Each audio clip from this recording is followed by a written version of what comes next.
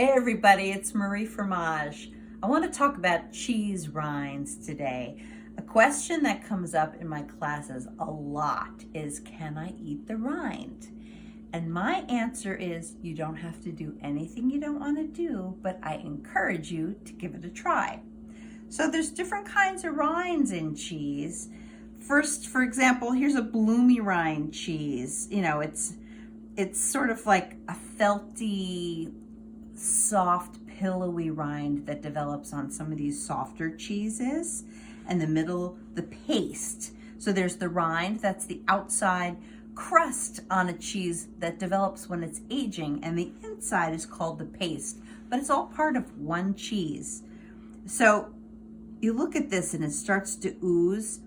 Please, God, do not be one of those people at the party that scoops out the middle and leaves the rind and just kind of makes a cavity. That makes me so sad. Just slice a piece off, put it on your plate. If you don't want to eat the rind, then you leave the rind behind. But give it a try. It's delicious. It's just another part of the cheese.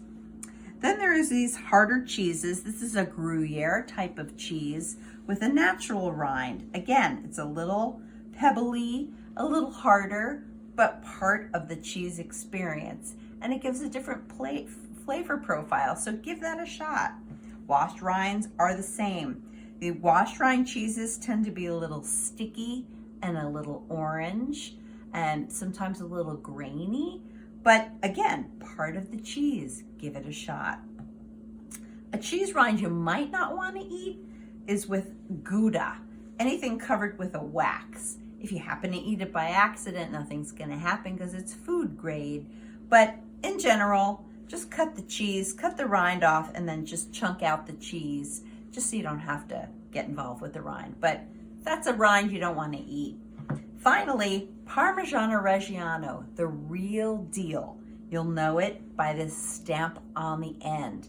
This rind is part of the cheese. That's right.